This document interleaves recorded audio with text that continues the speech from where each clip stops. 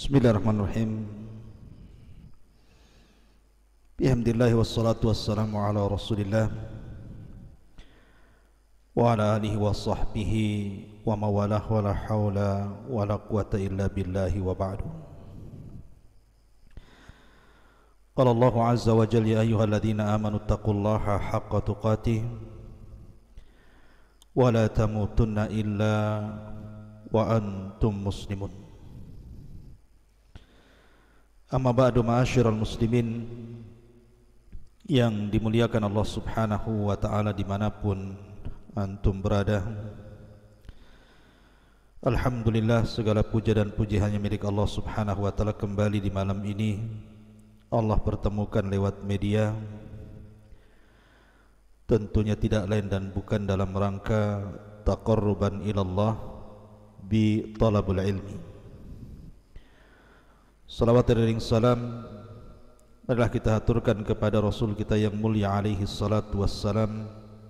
Allahumma salli ala sayyidina Muhammad wa ala alihi wa sahbihi wa man sara ala nahjihi ila yaumiddin. Pembahasan di malam hari ini kita akan membahas tentang menguak rahasia Fir'aun. Siapakah Fir'aun ini?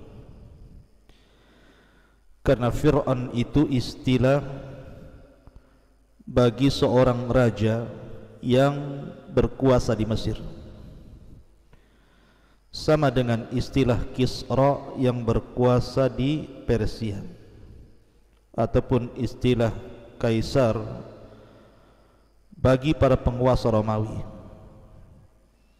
ataupun istilah Najasyi bagi para penguasa Ethiopia, ataupun istilah Tuba bagi raja-raja Yaman. Artinya siapa Fir'aun ini? Seperti Najasyi di zaman Nabi SAW yang masuk Islam namanya Ashamah ibn Afjur. Lalu siapa Fir'aun ini? Inilah yang menjadi perbincangan para pakar, peneliti situs-situs peninggalan dari peninggalan kuno yang ada di Mesir, sehingga memunculkan banyak prediksi siapa Fir'aun Musa ini. Ma'asyiral muslimin yang dimuliakan Allah subhanahu wa ta'ala, maka banyak pendapat-pendapat yang sebagian pendapat tentu sangat bertentangan dengan Al-Quran dan Sunnah, ataupun ada pendapat yang mungkin mendekati. Tetapi walaupun mendekati, tidak bisa kita menjazam memastikan bahwa si fulan adalah Fir'aun yang hidup di zaman Nabi Musa, sehingga perkara ini masih samar. Makanya malam ini kita akan coba untuk menggali siapa Fir'aun yang sezaman dengan Nabi Musa ini, yang banyak disebutkan di dalam Al-Quranul Karim kisahnya. Ma'asyiral muslimin yang dimuliakan Allah Azza wa Jalla, ada peneliti dari Yahudi mengatakan bahwa Fir'aun di zaman Nabi Musa namanya Tut Anhu Amun, dan dia mengatakan bahwa Musa itu bukan dari Bani Israel, tapi Musa itu orang Mesir, dan dia adalah salah satu gubernur yang diletakkan oleh Fir'aun, artinya orang yang dekat dengan Fir'aun ini. Maksudnya Fir'aun yang ketika itu bernama Akhnatun, bapa daripada Tut Anhu Amun ini. Ma'asyiral muslimin yang dimuliakan Allah Azza wa Jalla, ketika Akhnatun meninggal dunia, kemudian digantikan oleh Tut Anhu Amun katanya, danlah Fir'aunnya di zaman Nabi Musa. Maka Tut Anhu Amun ini sangat zalim sekali, sehingga akhirnya memusuhi Nabi Musa alaihi salatu wassalam, dan Musa pun kemudian pergi ke Bukit Saina. Kemudian dia mengatakan bahwa Fir'aun itu tidak mati tenggelam, tapi Fir'aun itu mati karena dipukul kepalanya. Buktinya mumi yang sekarang ditemukan jasad Fir'aun itu ada luka di kepalanya. Tetapi tentu pendapat ini sangat bertentangan. Ya, wajar, karena pendapat ini datang dari orang Yahudi.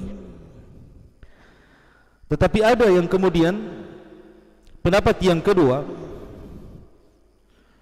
yang dikatakan oleh Tha'labah An-Naisabur, bahwa nama Fir'aun itu adalah Rayyan Ibnul Walid.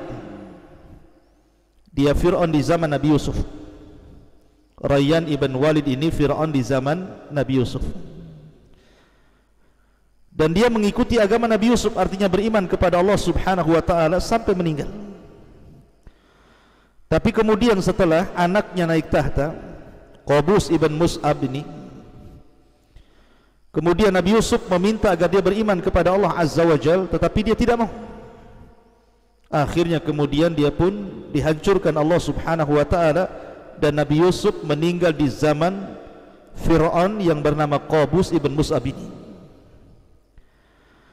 Kemudian setelah Qabus Ibn Mus'ab ini diazab Allah, kemudian dipimpin oleh saudaranya Fir'aun yang ketiga, namanya Abul Abbas Al-Walid Ibn Mus'ab. Abul Abbas Al-Walid Ibn Mus'ab ini rupanya lebih zalim dibandingkan saudaranya, dibandingkan Fir'aun sebelumnya.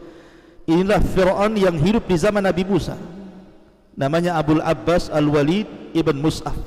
Dia seorang jabbaran yang sangat takabur, yang sangat sombong, bahkan melekat padanya, mengaku melekat padanya sifat ketuhanan. Makanya dia mengatakan ana rabbukumul a'la, saya adalah Rabb kalian yang paling tinggi.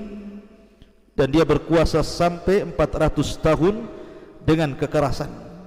Dan dialah yang memecah belah antara kaum Kipti dan Bani Israel, dan memperbudak Bani Israel dan disuruh untuk menyembah dirinya. Ma'asyiral muslimin yang dimuliakan Allah Subhanahu wa ta'ala, bahkan dalam riwayat yang disebutkan oleh Tha'labah An-Naisabur ini, jadi suatu ketika Abul Abbas Al-Walid Ibn Mus'ab atau Fir'aun yang ketiga ini bermimpi. Dalam mimpinya dia melihat ada api yang datang dari Baitul Maqdis, kemudian menggiring sampai ke Mesir, kemudian membakar seluruh perkotaan Mesir, seluruh daerah-daerah dan desa-desa di Mesir, kecuali hunian-hunian yang dihuni Bani Israel. Daerah-daerah di mana Bani Israel bertempat di situ tidak terbakar dan Allah selamatkan. Ketika dia terbangun dari mimpinya, dan mimpi itu terulang beberapa kali, maka dia memanggil para tukang sihir, para dukun, paranormal untuk mentakwilkannya. Akhirnya para dukun mentakwilkan bahwa akan ada seorang bayi dari Bani Israel yang akan menghilangkan kekuasaannya. Makanya kemudian dari sinilah Fir'aun yang ketiga, Abul Abbas Al-Walid Ibn Mus'ab ini mulai semakin jahat, sangat jahat sekali, karena dia kemudian membunuh anak laki-laki dari anak-anak Bani Israel. Setiap ada yang lahir langsung dibantai, yang hamil ditunggu sampai melahirkan kemudian dibantai, sampai pada waktu pembantaian terus berlalu. Maka masyarakat Kipti protes kepada Fir'aun, karena bagaimanapun Bani Israel, mereka ada sebagian mereka hubungan dengan orang-orang Kipti, baik pernikahan atau pekerjaan atau muamalah dan begitu seterusnya. Kalau seandainya anak-anak ini dibantai, maka tidak ada generasi Bani Israel di Mesir. Akhirnya kemudian, karena kaum Kipti sangat berhajat kepada Bani Israel, maka Fir'aun pun mengambil kebijakan berdasarkan ramalan tukang sihir agar dibuat 1 tahun pembunuhan dan 1 tahun pembiaran. Di tahun pembiaran tidak ada pembunuhan, lahirlah Harun. Dan di tahun pembunuhan lahirlah Musa alaihi salatu wassalam. Ada sedikit kisah yang menakjubkan yang ditulis dalam buku beliau. Jadi ketika terjadi pembunuhan anak-anak Bani Israel, maka ibu Musa ketika dia melahirkan Musa, kemudian Allah Subhanahu wa taala mengilhamkan untuk melemparkan di air karena wahyu Allah Subhanahu wa taala. Maka ibunya Nabi Musa ini membeli semacam kotak tabut di sebuah najjar, di sebuah pembuat kotak. Ketika ditanya untuk apa ini, maka Nabi atau Ummu Musa ini ingin terus terang, dia tidak mau berdusta. Tapi tiba-tiba Allah Subhanahu wa taala membuat bisu lisannya dan tidak mau mengucapkan sesuatu. Tentu dalam rangka menyelamatkan Musa, kalau tidak akan tersebar kabarnya akan dibunuh. Akhirnya kemudian dibelilah tabut itu, kemudian diletakkan Musa di dalam tabut itu, kemudian ditali, kemudian dihanyutkan.